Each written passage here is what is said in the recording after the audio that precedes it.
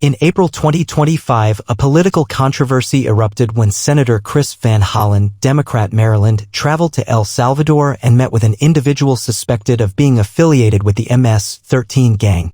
This meeting drew sharp criticism from White House Press Secretary Karoline Leavitt, who appeared on Fox and Friends to express her disapproval. Leavitt condemned the visit, stating that it was a shame on the Democrats and questioned the judgment behind engaging with a figure linked to a notorious criminal organization. The visit was part of a broader fact-finding mission aimed at understanding the root causes of migration from Central America to the United States. Senator Van Hollen's office defended the meeting, asserting that it was conducted to gain first-hand insight into the challenges facing the region, including gang violence and its impact on local communities. However, the optics of a U.S. senator meeting with a suspected gang member were politically charged. Critics argued that such engagements could be perceived as legitimizing criminal elements and undermining U.S. efforts to combat gang-related activities. Supporters of the visit emphasized the importance of direct engagement in crafting informed foreign policy decisions. The controversy highlighted the complexities of U.S. foreign policy in Central America, where efforts to address migration, security, and human rights often intersect. It also underscored the political risks elected officials face when engaging with contentious figures abroad. As the debate unfolded, it became a focal point in discussions about the U.S. approach to Central America, the role of diplomacy in addressing transnational crime, and the political ramifications of such high-profile meetings. The backlash against Senator Chris Van Hollen's meeting in El Salvador didn't just ignite a round of criticism, it lit a political firestorm that swept through Capitol Hill.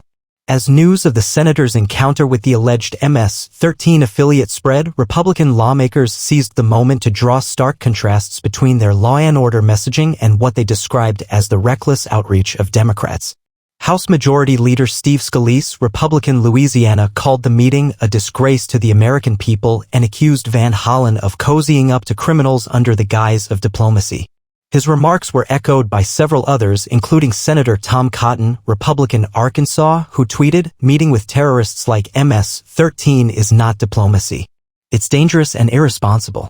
The Republican Party has long highlighted the threat of MS-13, a transnational gang originally founded in Los Angeles but now deeply rooted in parts of Central America and the United States. Their brutal tactics, including racketeering, drug trafficking, and murder, have made the gang a focus of U.S. law enforcement and a potent political symbol. Karoline Leavitt, speaking for the White House, doubled down on this narrative during her appearance on Fox News. She questioned not only the wisdom of the meeting but also the vetting process used by Senator Van Hollen's team.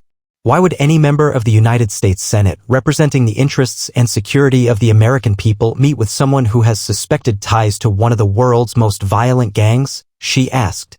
Leavitt's comments signaled that the White House saw political opportunity in drawing a firm line between itself and Democratic efforts to understand the migration crisis through empathy-based diplomacy, as some on the left have described it. Meanwhile, Democrats offered a more nuanced defense. Senator Dick Durbin, Democrat Illinois, a senior Democrat, stated, "If we want to address the root causes of illegal migration, we must speak with all stakeholders." That doesn't mean endorsement, it means understanding the reality on the ground. Human rights organizations and foreign policy experts chimed in as well. The Council on Foreign Relations released a policy brief reminding the public that addressing gang violence in Central America requires engagement with a wide range of actors, including those with problematic pasts. Shunning dialogue may feel morally satisfying, the report said, but it limits the scope of effective interventions. Still, public opinion was visibly divided. Conservative media framed the story as another example of Democrats putting criminals first, while liberal commentators emphasized the courage it takes to directly confront the people perpetuating violence in communities that eventually drive migrants north. Fox News' own poll showed a nation split. 48% of respondents said the meeting was inappropriate, 39% found it acceptable in the context of foreign policy research, and 13% were undecided. The episode has also reignited the broader debate over the Biden administration's policy towards Central America. While President Trump had focused on aggressive deterrence and bilateral pressure, President Biden has pursued a more cooperative approach, investing in economic development and governance reforms. Critics argue that these strategies lack immediacy, while supporters say they are the only sustainable solutions. In the middle of this policy debate stands Senator Van Hollen, now a central figure in a controversy that may shape how both parties approach international engagement moving forward. To understand the full scope of the controversy surrounding Senator Chris Van Hollen's visit to El Salvador, it's essential to look beyond the political headlines and dive into the on-ground reality of the country he visited, particularly what drove him there in the first place. El Salvador has been on the global radar in recent years due to its aggressive crackdown on gangs, led by its young and highly popular president Nayib Bukele. Since early 2022, Bukele has enforced what he calls a state of exception, suspending certain constitutional rights and granting law enforcement sweeping powers to detain alleged gang members without warrants or due process. The policy has proven enormously popular among Salvadorans. Bukele's approval ratings remain among the highest for any world leader, largely because many citizens credit him with restoring a sense of safety in communities once dominated by violence and gang control. According to reports by Human Rights Watch and Amnesty International, however, the cost of this safety has been significant. Over 75,000 people have been detained and many have been held without charges or access to legal counsel. Critics of Bukele's methods argue that his strategy amounts to authoritarianism masked as security policy. Multiple international human rights groups have condemned the detentions as arbitrary and illegal. The United Nations has called for El Salvador to return to constitutional norms, warning that such prolonged emergency powers could erode democratic institutions permanently. This is the context in which Senator Van Hollen's trip occurred. His team claimed that the visit was designed to assess the human rights situation in El Salvador, especially the conditions of those detained and the transparency of the government's anti-gang campaign. The controversial meeting at the heart of the backlash was reportedly part of an effort to speak directly to individuals affected by the crackdown, including some who claim to be falsely accused of gang affiliations.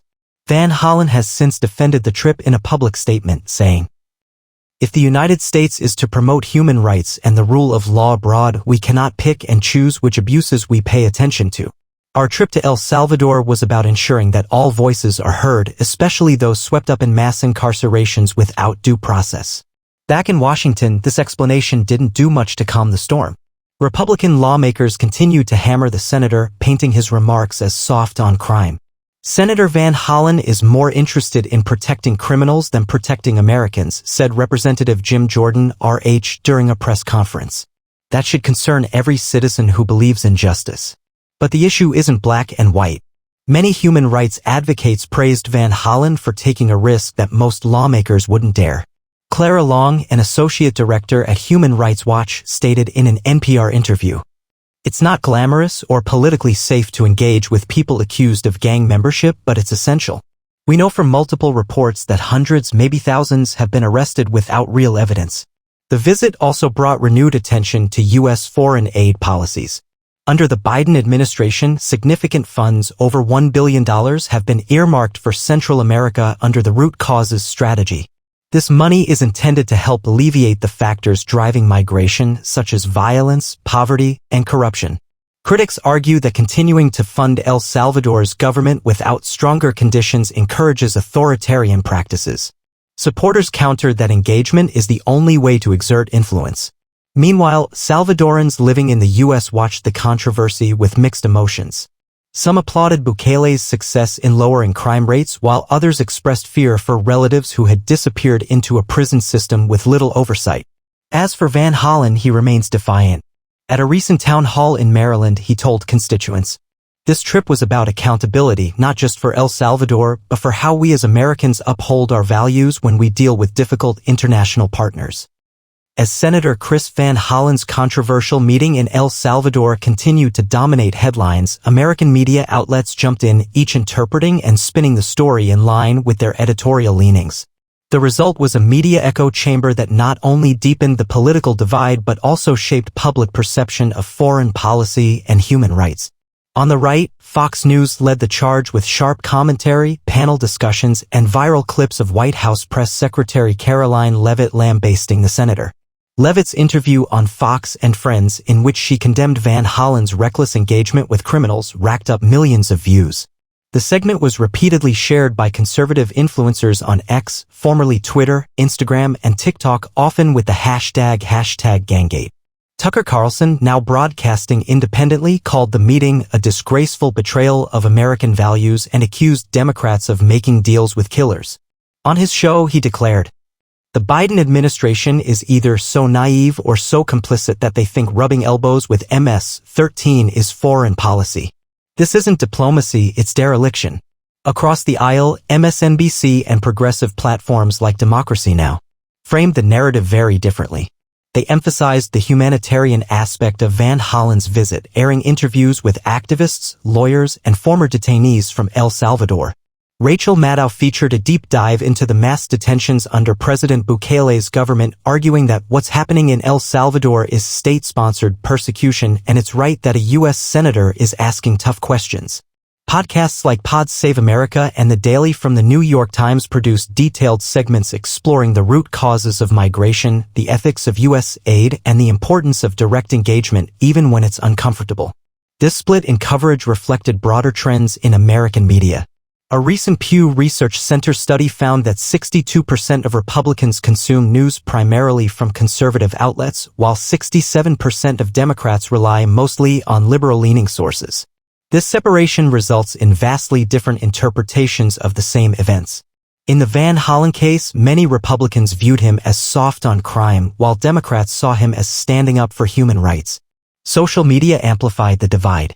Viral memes mocked the senator, accusing him of joining MS-13, while others depicted him as a modern-day peace envoy willing to confront uncomfortable truths. Some posts even spread misinformation, claiming the senator had accepted bribes, allegations for which there is zero evidence. Fact-checking websites like Snopes and PolitiFact quickly debunked many of these claims, but in the high-velocity world of online narratives, the damage was already done.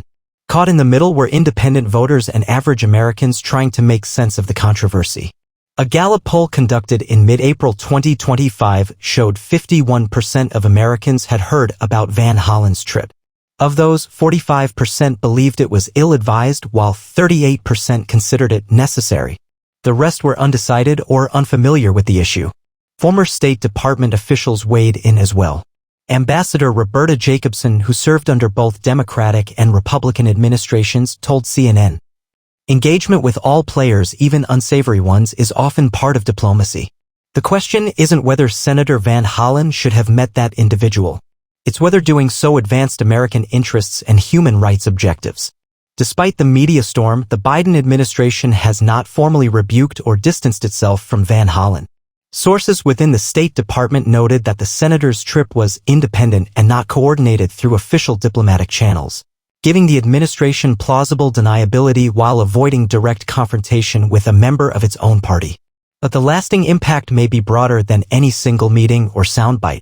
The firestorm surrounding Van Hollen's visit has reopened larger questions. Can American politicians talk to controversial figures without appearing to condone them? How should human rights be balanced with national security? And does political courage mean risking your image to see the world through someone else's eyes? As the news cycle rolls on, the story serves as a mirror reflecting not only the tensions in U.S. foreign policy but also the deep polarization that defines American public discourse. As the storm around Senator Chris Van Hollen's visit to El Salvador begins to settle, the political and diplomatic consequences are still unfolding. Washington insiders, Latin American observers, and human rights organizations are all watching closely to see whether the visit becomes a footnote or a turning point. For Senator Van Hollen, the fallout has been mixed. In his home state of Maryland, reactions have been split largely along ideological lines.